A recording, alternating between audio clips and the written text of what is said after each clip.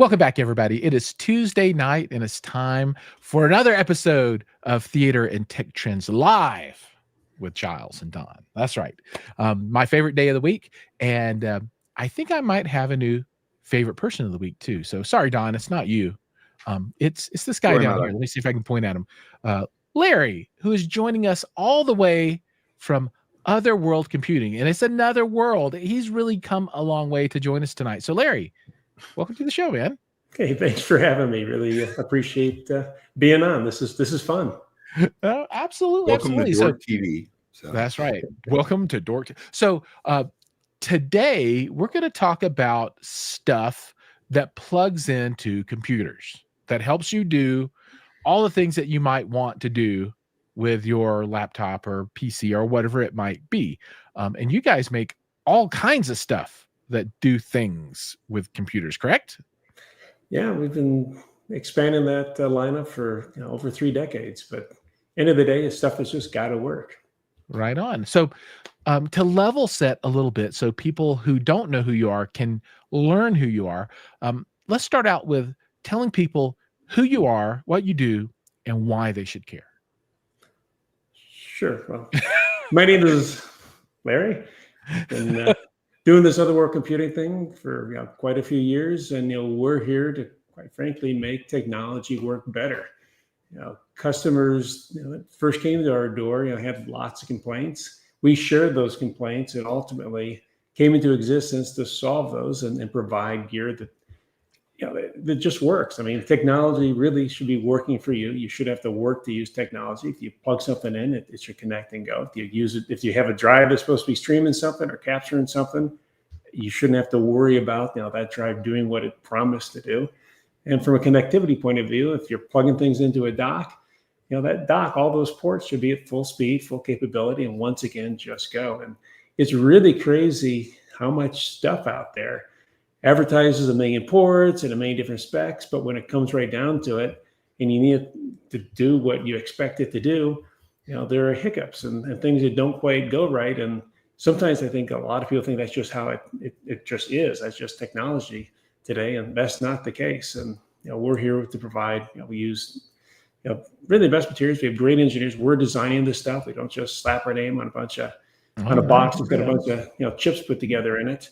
And when it comes to Thunderbolt products, that they're truly certified products, which means they're gonna plug and play and work, and they're also secure. I mean, we have, there's our software that's security reviewed and also gets signed off on by Intel and by Apple. In the case of Thunderbolt, as an example, there's so many. It's easy to nothing is really easy. I hand it off, but let's not be hasty. I think there's so many wrong ways to do things, despite how easy, or at least how logical, how common sense it is to do it the right way. And our team, we're our own customer. We build things that we want to use, and we're really fortunate that a lot of other people out there, from again, whether it's home, business, or those that are making the media that we all love, movies and music and television shows and such. They happen to like what we do too, and that's why we're here. Awesome. Now let's take a moment, and we got a lot of people joining. Derek is with us, Hi-Fi Haven, a whole bunch of people out there that haven't said anything. As always, if anyone out in the audience has any questions, throw those in there, and we will answer those as we go along. And for those that are just joining, we have Larry from Other World Computing here with us today. Now, to level set even a little bit more, I'm going to go ahead and pull up your webpage here so people can kind of see, right? So, just so they can, I think, visually understand what you guys have going on, right? So, you make external drives, network attached storage, internal. What is that like NVMe on a PCIe card, maybe something like that? Yeah, we get both. We still make SATA drives. In fact, we currently make literally the fastest. For those that still do the 2 different SATA, we still support that. It's not. We also have the same company that makes that's us, that makes a card that Apple used to benchmark their current Mac Pro. I mean, we actually were used as the hardware to prove out, give Apple a spec that they could say just how fast their machine was with their PCIe slots. We still support SATA, and I guess what I'm really trying to say is we don't believe in planned obsolescence. We don't believe in forcing people to abandon, good technology that still serves a purpose. So we're here, supporting existing technology. We still support Macs and PCs, really good 10, 15 years, of age, and we're still at the same time bringing out the latest and greatest and really bleeding edge technology for the current systems. And we have the fastest Thunderbolt 5 portable drive in the world. We have the fastest Thunderbolt external solution in the world, period. It's and up to 96 terabytes. It plugs and plays on the latest Macs and PCs and delivers a whopping sustained 6,000 megs a second. So That's speedy. It's Wow. we try to apply our technology know-how and our engineering capability for the good of all, and Right not on. again just to push people. It's not locking somebody into an ecosystem. It's not putting you into a path where, sorry, that's not supported anymore. You got to buy something new. And we get into spaces, even like memory cards for cameras, because we saw a deficiency, and mainly just how the support for maintaining cards and just the false information that cards. A lot of cards, I'll just say this, get put on the shelf because they appear to slow down, and they start to have, lower frame capture if you're doing fast stills or if you're doing video. And it's not because, for the most of the time, it's not because the card has any sort of deficiency. It's simply because it didn't ship a software to help maintain it. And the companies that make memory cards would love people just to keep buying new ones as they put other ones on the shelf, and we actually release software and an ecosystem so that if you buy a card from us, you're going to get the full lifespan out of it, which should be many, many years, and even in heavy use versus in some cases, and heavy use, you might see a card slow down at 6 to 9 months when the card is still 80, 90% healthy. I get way too in the weeds other than to say, we build things right. We don't build them cheaply, and we build so that they're going to work today and well into the future. And we support them well into the future as well. Right. Well, let's pretend to be a product people now. So Derek is already putting out the hard questions for us. Is there such a thing as one dock to rule them all? For doing multi-monitor support, and let's just assume multi-monitor support means 2 4K monitors for either a Mac or Windows devices without needing to install any software. Do you guys have such a thing? Sure. Well, that's going to depend upon the Mac you connect it to. Unfortunately, if you have an M1, anything that's not a Pro or a Max or an Ultra, you do need to install, today at least, you do need to install software and use DisplayLink. I'm sorry, DisplayLink, that's correct. DisplayLink technology in a dock. So that does require software to be installed to support that second display. Now, if you have either a Pro or a Max or an Ultra, that system can support 2 or 3, even 4 displays, depending upon the model, with no software. So the answer would be yes, we do have docks that, one dock that support multiple displays, but in order to do so without software, it's actually a hardware limitation, not a hardware limitation on the computer, not something that we can actually control in the dock. Now on the PC side, you've got MST. They have some other fun little standards and things that Apple, for good reasons, has stayed away from. And there's a little more. It depends on the system. There's more flexibility, but every Thunderbolt 4 PC, can support natively 2 displays through a dock without any software, any extra headache. And that would be this kind of stuff that I'm looking at. Well, that's the Thunderbolt 5. Oh, I guess the 5 would do it as well, right? Well, if we look at docks, Thunderbolt, you talk about one dock to rule it all. The 14-port dock is still one of our very best sellers, without naming the space agency that has all the satellites and rovers and everything else up in the voyaging, to distant stars. They use literally thousands of those docks to interface and control, and continue to support what we enjoy being beamed down on a daily basis.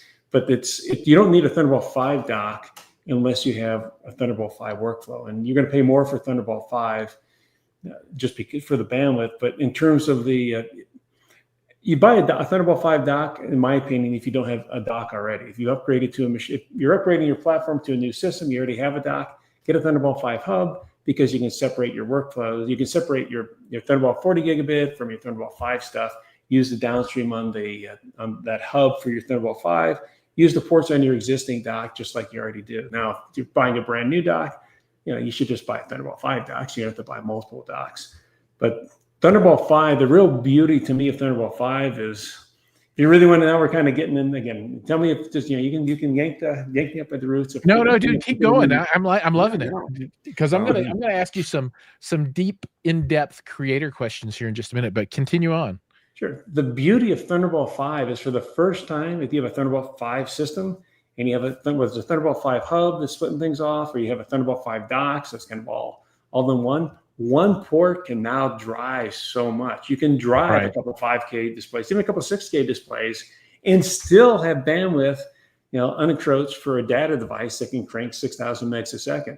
With Thunderbolt 4 and 3, which is basically the same thing, and we don't even want to start that conversation. It was really aggravating and confusing when Intel decided to call Thunderbolt 3 Thunderbolt 4, but really it was about standards on the PC, because Apple did things right since 2016, and Intel had to get control of the ecosystem. They began to do that in 2020. It's still got a little ways to go, but regardless, with Thunderbolt 3 and 4, which is 40 gigabit, you plug in one display and you're one 4K or higher display, let alone a 5K display, and you can't really plug very much else in. And anything else you do plug in, there's not, the bandwidth has already been encroached on. I mean, a display will suck down, 20, 28, even in some cases, you can take all the bandwidth that Thunderbolt has for on a 6K display. Thunderbolt 5, now you've suddenly got bandwidth to spare, enough for display. And it also kicks up and has extra bandwidth just for the display side. So there's plenty of bandwidth for data. So you don't have to, with Thunderbolt 4, you got to kind of really manage what ports you plug things into so that everything gets maximum performance. With Thunderbolt 5, you can plug in your displays, everything through a dock. And then you have two other ports to plug in other high-speed devices, or another dock. Whatever you need to do, there's enough bandwidth now in a single port to do everything. So it's really, for the first time, if nothing else, if you're a portable user, you can absolutely get away with one port to connect your entire ecosystem, your entire workflow to, when you come in and return with that laptop. Right. So let's create a hypothetical kind of creator video workspace, right? So the idea would be to, and let's see if we can piece this together with your product. So something on the NAS side that, maybe 4, 5, 6 bays, something like that. You can drop in. Let's step back. Actually, are you a one-man band, one woman band doing it all? I'm a one-person band. You got it. It's all me all the time. Yeah. Then don't mess with you don't need a NAS. Let me rephrase that. We assume that there are 5 or 6 people, but there are actually 4 here that each need to share the storage. However, they're working on their own projects. So, my sons have the things that they do. My wife has the stuff that she does, and we don't want to have individual storage solutions for everyone. So we all want incredibly high speed and want real time video. Yep, and we're looking to do 10 gig connectivity throughout the ecosystem. We're all Windows users. So the idea is, what is the right equipment on the NAS side, on the dock side for laptops, to be able to pipe that 10 kind of gig workflow in through the house, right? And we have 10 gig networking, so that's not a problem. Well, if you're going pro, then you go with the Jellyfish, and probably something like the Nomad or Jellyfish Tower, simply because it's 10 gigabit, is designed for whether you're doing, in your case, maybe you're doing, whether it's a Blackmagic workflow, whether Resolve, whether you use Adobe. We're Adobe ecosystem for the most part. Perfect. Well, Jellyfish is built, whether you're a Mac using Final Cut or Adobe products, whether you're using, so whatever your workflow, Jellyfish is optimized, has optimizations for any of those workflows. It's real time. It's guaranteed, not to stutter or give you any frame drop. It also makes it really easy to manage your video. Not only does it make it easy to manage your video, and we haven't even put the updates up there. 3.0, a brand new update to Jellyfish has just started shipping, and even incorporates some AI to where you can do in addition to all the high speed, up to 6 people at 10G can be connected and operating on the system with full bandwidth. Wow. No drops, no hiccups. And on top of that, as you bring those video clips in, maybe you want to share some video. You can either isolate yourself so you can't see anybody else's work, but it's really designed for work groups to collaborate. And then that video library, you need to pull up a clip. I mean, you can literally search keywords. I mean, you can say, girl on, young, a child on a bicycle, in a neighborhood, and it will bring up clips that match that criteria that you can tag. You can either mass tag or visually tag and start to pull those into your workflow for your editing, combination, etc. I don't do the Jellyfish justice in terms of explaining just all it does, but the Jellyfish is an incredibly powerful NAS, I say, environment designed for video workflows that also require almost no IT support. It's exceptionally designed so that you don't have to. I mean, the Nomad, the Race of a Lifetime is a great example of a production that's filmed with Nomad. They do a 48-hour turnaround on a television quality production. It has they have film that they pull in from camera, from people on bikes, that people are on stations, they're in cars. I mean, there's video that they've shot before, interviews. They collect all this video. I mean, the race is a several hour race. They collect all this video, and their team, and it's about 10 people in total. And I think it's 3 or 4 editors, plus you got people directing and working on the audio and everything else. They go on site with a Nomad, and they also use, in addition to Nomad, they've used stores for bringing in the backups, bringing in the data from the media cards and such. But they bring all this together. They edit it on site in less than 2 days, from the end of this race. And this requires the deadline. They have put together an amazing production. It's Muslim Lifetime Fitness sponsor it, but it's the Race of a Lifetime. It's actually, I wasn't into watching, bikers, the whole that particular kind of racing, and it's actually pretty darn intense, and it's the way they produce it. It's really entertaining. That's cool. As well. That's cool. Yeah, no, this looks cool, and I always find myself, we'll travel and we'll take, I don't know, 50 hours of content, right? Just raw video that we have to sift through, and Sure. and I'll remember, man, I ate this thing off this food cart somewhere and I can't find it and all this. I would love to be able to say, find the segment where I was wearing the red shirt and I ate the food off the food cart and then the lady was cooking it or whatever, right? And then have it be able to go through and just be like, oh, here it is. That would be amazing. Like with a couple of keywords, you can do that. And the thing about Jellyfish goes from that Nomad, which will literally fit. There's a Connect case that goes into it fits into an airline overhead, so you can travel with it very easily. It's designed for travel. Yeah. And that Nomad, the Nomad, is a really high performance portable solution. Now you have the studio that's in between, which is larger, not really designed for travel. But we go from this Nomad and studio all the way up to XT systems and R24 and B24, which go into the petabytes. And in the case of the these rack systems, which you don't see a rack on there, but nonetheless, in the case of the rack system, it is literally power television stations and studios. In Norway, the largest television station in their country, uses Jellyfish for ingest, for editing. They have close to 50 different podcast stations where people are producing and capturing and interviewing, do all their good stuff. They bring in live news video, but they bring this all into the Jellyfish system, and then it's edited and sorted and managed for broadcast. But the same technology that drives that studio goes into this portable product, which you can benefit from, literally, anywhere you can take it in the world. Yeah, no, I love it. And I like the team approach here because, we're looking at trying to do some on location editing and that kind of stuff. Usually in the past we've captured footage and then brought it all back, right? Sure. And cut it all here. But we do have a need to cut on location a bit now, particularly overseas. And everything's got to travel. It's got to be as lightweight as possible.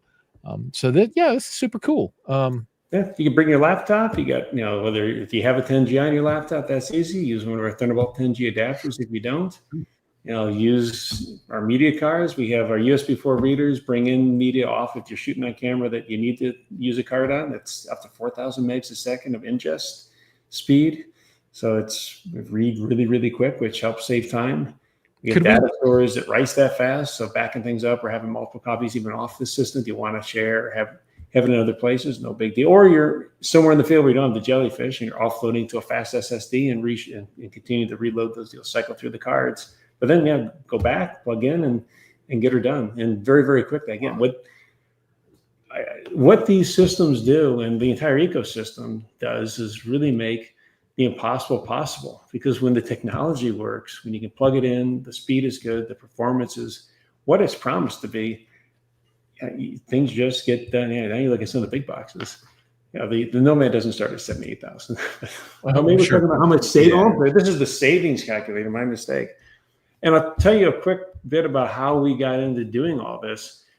25 years, in the 90s, my company focused on memory upgrades and storage upgrades and different accessories and processor upgrades in particular as well. And processor swaps were pretty common in the PC world in the late 90s. Other World Computing made processor upgrades a real thing for Apple Macintosh. Okay. We were the first company to do ZIF upgrades, in particular for the G3s and the G4 systems. We wrote software when Apple didn't support OS X on systems that we provided upgrades for. They had done it in beta, and then when they released their official first version of OS X, they decided they wanted people to buy a machine that came with it in spite of using existing users to help develop it. And we wrote software, released a piece of software, ex post facto, that maintained compatibility with systems that Apple had effectively said no to. There's an open source aspect they had to comply with, and there's a lot of support, honestly, even from the folks in California, the engineers that certainly made sure the doors weren't closed. But we got into this space because we were selling in the early 2000s FireWire drives that some brands, they weren't consistent. One week they'd be a certain drive and a certain chipset, and they'd work for music or video, whatever the creative need was for some of our customers. And then a week later, the same model, same part number would have been built differently. And these are from big brands, and it'd be different, and it wouldn't work. And we had complaints, and we looked at what we could do. We came into the space with our own storage solutions, where we advertised what drive was going to be inside. We broadcast what chipset was in there, because the chipset was really important, and we said what the drive was actually going to do. We didn't take the easy way out and just, well, it's a 40. At that time, it was a 40 megabit interface, or 400 megabits rather. So yeah, you get 400 megabits. Like, it doesn't. No, you don't. This is how fast the drive is. Right. We put in it, and this is what you're going to get when you work. And that's how we came into the creative space.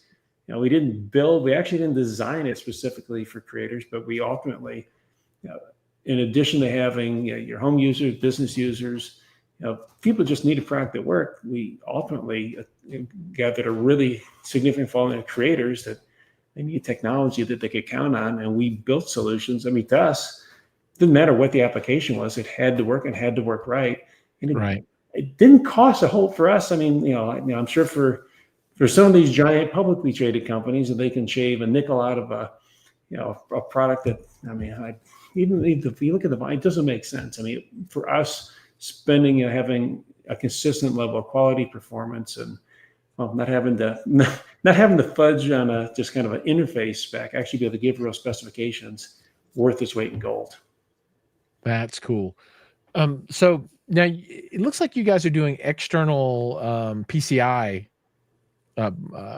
chassis, right? Now, so that's for what, GPUs? Is that the big idea, or are there other external devices? So like this kind of stuff right here, right? The Akitio node. Yes, the Node Titan. Sure, that's pure. It was designed to be a pure GPU chassis, although it's used for things beyond just GPU. Thunderblade Flex 8 actually is massive storage. There's 8 bays of data storage opportunity expansion in there, plus a dock, plus 4 of those bays can be NVMe, U.2, or spinning SATA drive. Right. But the PCIe slot allows you to add a 10 gigabit card. So you can add 10G that goes through your Thunderbolt. You can add an audio capture card. There's Blackmagic cards. There's DEC cards. Bottom line is, certainly in the Mac universe, and if you're on the road as well, you may not have a system that has slots. If you're Mac, unless you buy a Mac Pro, which is not in everybody's budget by any means. Sure. You don't have a PCI slot, but you can buy an a Mac Mini M4 for $600 and plug a Flex 8 into it. Now you have a PCI slot and exceptional docking and storage capability. Right. I just want to, well, I'm sure my son's first question would be like, okay, Dad, how do I use something like this to add a 5090 onto my laptop? that's what he's going to want. Well, the problem with 5090, the bandwidth, you're going to need Thunderbolt 5, and you're going to, so at that point you're spending, you're probably going to build a PC you're going to put that into. Or if you get a laptop that's got Thunderbolt 5, hopefully the video is pretty good, but if not, you can do it. Right on. I'll wait for Thunderbolt 5. Right on. Cool. And on the PC side, I would, there's going to be a lot more Thunderbolt 5 coming to PC from what I can tell in the near future here, and I would certainly wait for that. I'd wait for some things that work themselves out, because, and this is, again, I'm not ripping on PC. I mean, PC, it's important part of the ecosystem, and honestly, I believe you use what works for whatever your application is. I mean, while we depend mostly on Macs, we get plenty of PCs in our environment because there are things that, quite frankly, a PC does a lot better. But on Thunderbolt, Apple has, even though it's an Intel, technically it's mostly an Intel developed technology, Apple really has consistently had the absolute best implementation since day one. It's also why, if you're on the Windows side of the equation, if you have a Thunderbolt 3 PC, you can't use anything that's Thunderbolt 4, and that has to do with standards that just were not implemented and maintained on the Windows side. But if you're on the Mac, in the Mac universe, the very first Macs that shipped with Thunderbolt 3 back in 2016, you can plug Thunderbolt 4 devices into them and they work just fine. Oh, that's cool. Thunderbolt 4 didn't really introduce new features. It just brought enforcement of the features that ultimately should have been there in every system that shipped. And Apple has always implemented the full feature set from day one. And that's why on a Mac, you can go back to Thunderbolt 3 and 4 are the same thing. And on a Mac, we can prove that true. All right, cool. Okay, so we're closing in on the half hour. So if people want to avail themselves of your gear or learn more about it, is the website the right place to go? And then, if beyond the website, if they have questions, are there people that can help, or how does that work? Sure. OWC.com is a great place to go. There's a lot of information on the products, the solutions.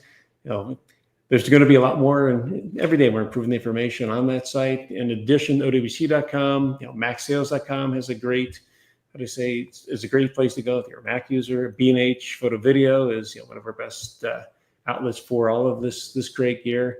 Amazon.com certainly offers the gear, but if you want, to me, again, you go to a place that Amazon's great, but a B&H or a MacSales or a Film Tools, the places you can walk into and talk to folks, or give us a call. I mean, 800-275-4571. We have people who will also pick up the phone and talk to you and answer your questions, which is also very important. But ultimately, getting the right stuff is a little bit of research and knowing that there's somebody on the other side that will make sure it always works.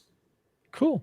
Well, thank you so much for bringing all of the details and introducing not only me, but everybody else out there to Otherworld Computing and the solutions that you provide. And man, the Jellyfish, I think that's one that I'm going to have to dig into. You need to review that. I think that is going to resolve a lot of issues that I might have. Oh, one question on the Jellyfish. So you're on location, you've got that guy out there. If you have a remote team that's overseas or back home, does this have like any type of web connectivity with a easy to find front end, so you can hit a URL and then it'll dump those folks into this unit? It'll create video proxies and all that stuff right on the box, and allow you to provide web link to view and review. You can even then, again, if you have people who are working remote, if you want to share the project and collaborate with somebody on the other side of the world, you can check that out, download it, edit your piece, it locks it on the Jellyfish, and then upload it back and reintegrate it. So it's got some cool stuff. And I saw a question about laptops. I got different laptops for Mac and PC. Is this it? Yeah. Yeah. On any, on any of these systems, Jellyfish or Jupyter, it doesn't matter Mac or PC. You set up user permissions and access and connect on in, and you do your thing. So it doesn't. There's not different. Obviously, there's different setups on the computers, but there's nothing special you have to do or know on the Jellyfish itself to use it in a mixed environment. Right. So if we're talking, so moving away from Jellyfish and just thinking in a world where you have kind of like a at-home hoteling solution, right? Where you've got a set of peripherals, monitors, mouse, keyboard, but everybody has a different computer. Does that present any particular issues, for folks just bringing their laptop, sitting down, plugging in the USB-C or Thunderbolt and going to town? Is that going to work out? I think that's what Derek was getting at, being able to use the same set of peripherals with a docking station with multiple different computers. That's actually a really great thing you bring up. And that's another thing we've done, I would say, uniquely. And if I have time, I'll touch one other. We got time. Go for it. With all of our technology, our external arrays, the NAS is obviously agnostic because you're not plugging directly into the NAS. That's on the network. But for any of the direct connect peripherals, all the Thunderbolt is universal, works with everything. I mean, the Windows box is going to have to support, the Windows machine will obviously have to support Thunderbolt 4 or get a Thunderbolt 3 dock. But as long as the dock works, if it works on the Windows machine, it's going to work on the Mac. And in terms of our arrays or storage systems, we are all powered by SoftRAID, and then we also have an application called Mac Drive, which lets you use APFS natively on a PC machine. And SoftRAID works interoperable between Mac and PC. So the short answer is, with our ecosystem, yes, you can plug in the same hard drive, obviously the same displays, the same dock, one dock, whether you're connected to a Mac or a PC, the same cable, you plug it in and you have full access and full interface with the data. Again, permissions, there's data things and such. You still have to make sure user, different users, different devices. I'm getting way into the weeds, but from a functional point of view, the answer is yes. And one thing I'll just touch on is just about exFAT. I know a lot of people use exFAT just as an easy way to go from your Mac, PC, even your iPad, your iPhone, if you're directly connecting storage. exFAT is just, it is the worst.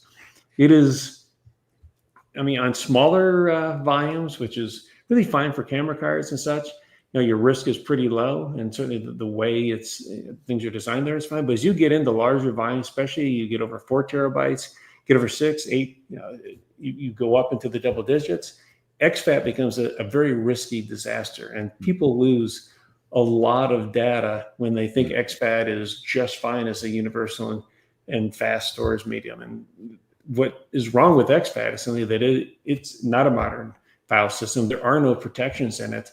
You have something disconnect for a second. You have the power blip. You have even nothing goes wrong. Something happens, on an OS level that the file system, I hate to really say it this way, it's not scientific or technical, but it doesn't like, and suddenly that volume can disappear. And you're done. And well, sometimes you're done, but the really strange thing is you could take a drive that it will not show up at all, or it'll show up and it'll show it like it's a little piece of the volume, 32K or some such crazy amount. It says this is what the volume size is. You plug it, you ship it to the other side of the world, you plug it into another system, and magically everything is there and accessible, and you grab it for dear life, hoping that it doesn't go away. Now, I bring this up because APFS is, if you're in a mixed environment, especially with Macs or an iPad or iPhone, where you want to plug devices between a Mac, an Apple ecosystem, and a PC, we have a piece of software called Mac Drive, which lets you natively, and software does the same thing with RAIDs, allows you to natively read and write both HFS Plus and APFS. And APFS, and just like NTFS, is a very modern, resilient file system that, something gets disconnected, the power goes out, any number of bad things happen, and you don't lose data. The worst that happens is you may lose obviously what was still in the process of writing. That file is not going to be complete, but you don't lose your whole volume, or a whole, whatever the project is, or the time. Even if it's something you got to start over. And we do this natively. There's a crappy way to do this, and there's the right way to do this. We came out about 5 years after our competition did with APFS support. It's because we did it natively, where it works with everything. There's no caveats, and it's also just as fast on a PC as it is natively using APS on a Mac. It's effectively the same speed as NTFS on a PC. So I highly recommend to all users out there don't use exFAT. Use it. If you don't have a mixed environment, make sure you're formatting in NTFS if you're on a PC. If you do have a mixed environment, highly recommend you take a look at Mac Drive. It's very inexpensive. It's perpetual, so there's not a subscription or something you got to renew, and it gives you true, safe, data interoperability between Apple and Mac ecosystems, and great performance, and it's transparent. You plug it in. I mean, way back when the Media 4 guys made Mac Drive, they ended up. You have the option to turn this on and off now, but because it's integrated at such a native level, you don't see it, and people didn't believe it was doing anything. They thought, why did I pay for this thing? I never see a dialogue come up when I plug a drive in. Well, yeah, but the drive's working. But how do I know it's working? Okay, well, we're going to put a box up. I mean, it's right on. It's the simple stuff. I mean, one thing you're finding about OWC, I think we make some really, really cool gear, but we will say this. You hear me say this. I mean, we're kind of the boring part of it. You're doing all the creative work. I mean, you're driving your audio video setup, you're doing your editing, you're doing your capturing, you're making these big plans, this awesome art, this awesome, creative project, whatever, this video, whatever it might be. We're just we're the stars that's just kind of sitting there working, we're the connectivity that's sitting there making it working, the technology, so that it's all working, and you don't have to think about us. So all that energy goes into these creative efforts and your clients' creative efforts. So that's us.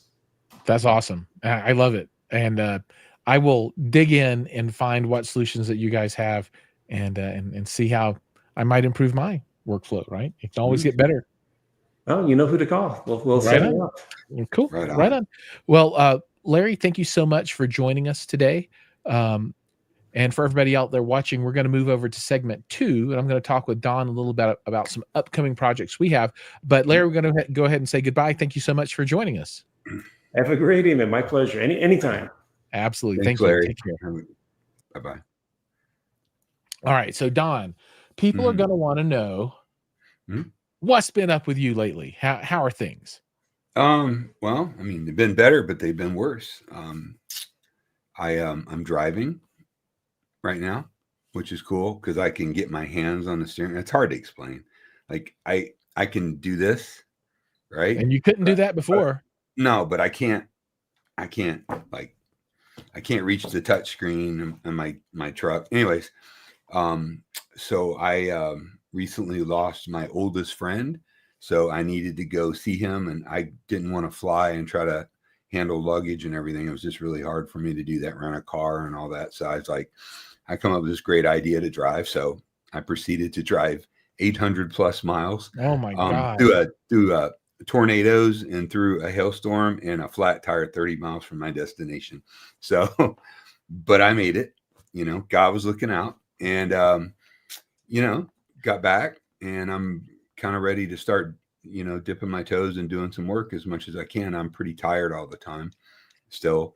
I've lost a bunch of muscle mass, unfortunately. So I'm working real hard every day with physical therapy to try to get it back so I can start, making some contributions to society. I have watched I finished the Netflix. Like, I've watched everything. I can't watch it anymore. I listen to music still all the time. I really haven't watched much anything. Went to see the movie Sinners tonight. I know it came out on video today, but my daughter, it was kind of daddy-daughter date night. We went out and had dinner, and we went and saw Sinners. What a killer movie that is going to be. I mean, I liked it a lot. It's kind of Dusk Till Dawn-ish, kind of the Bayou. Like, it's a really cool movie. I thought it was great. It's almost like a Broadway show. It's very musical, and even in the theater I was in, it sounded good, and they're not necessarily the best musical type speakers, but it was really cool. So I'm trying real hard, man, to get back to normal. It's just been, man, it's going to take a long time, but at least I can drive. I'm functional. I can use a mouse somewhat. I can't really type all that great yet, but you can scratch your nose. Yeah, I scratch my scratch my nose and other things. Yeah. I can take a shower by myself. I can get dressed by myself. I still can't button my jeans. I know it's TMI, but it's little battles. But I don't have to drink out of a straw. But I can't hold a fork. So unless I hold it like Hagar the Horrible, and I'm like, my head down, I'm like, Like, damn, somebody feed that guy. Yeah, man, just trying to get right, bro. That's cool. Well, I'm just happy that things are, I think you're over. Do you think you're over the hump? Because it feels like you're kind of like I mean, well, you've climbed the mountain and now you're coming back you know, down. if I just want to like talk to a camera and use a computer, I guess I'm getting somewhat over the hump. But I have a lot of other interests that are very, very, very Yeah. physical that I do, some capabilities that I'm not able to do right now. So yeah, it's going to be a long process. I'm healthy. I mean, all my, my blood work and all that. So there's positive on that. This sucks getting old, dude. I don't recommend it to anybody. But hey, listen, I got some great reviews coming out. I've got, I'm going to do a bunch of stuff for the Acurus equipment, which has blown my mind how good it is. The Stark speakers, I've fallen in love with them for a budget speaker, and the Ever Solo Play, which I have. I'm about ready to do a full video on that, which is really just a kick-ass piece of little gear. You know what I'm talking about, Giles? It's like I know exactly what you're talking streaming about. Dude, I have to say, it's pretty cool. So, and SVS and some other stuff. So you ask. Yeah, no, that's awesome. It's good to see all my people here, man. Our people. Yeah, we're all here waiting on you, man. I know. They're all awesome, man. Good people. See Big Chuck, come back and see me, man. We need a jam. I got some new stuff for you to hear. So cool. Well, I'm to jam with my people. I'm taking off on vacation here pretty soon. Going to be overseas for a little while. Yeah. Thailand. Mm-hmm. Yep. I was going with you. I wish you were going too. That'd be super cool. Next time. I'm a big fan of Thai food. Yep. So tonight is kind of like my last little minutes here, and then I'm going to be disappearing. So for those that watch, there will be no show for 3 weeks. But after that, back in black. Well, I'm probably going to be picking up my Audioholics Monday night live stream. So now everybody go watch the Monday night live stream with Don. Well, I'll put it out there. I mean, please do. Everybody should.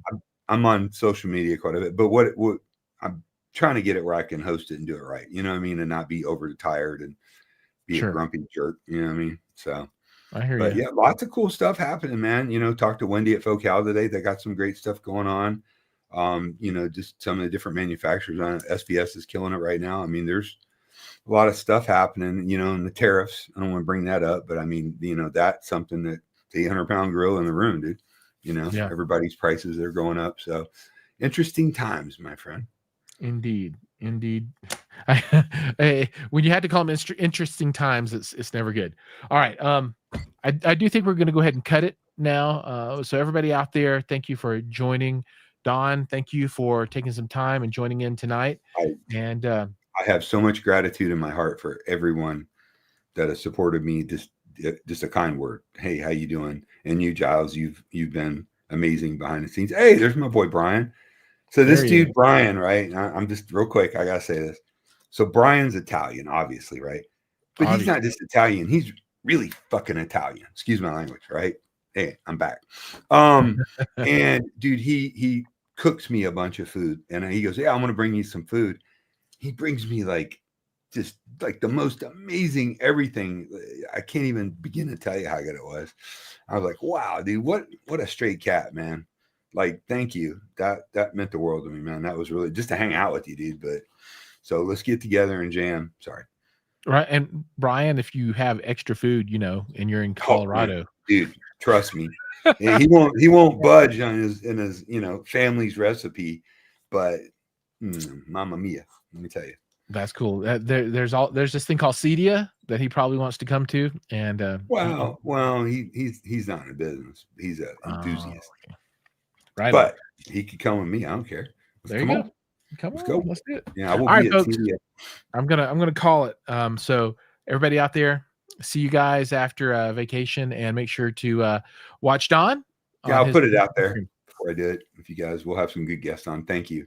Cool. All right, everybody. See you in the next one.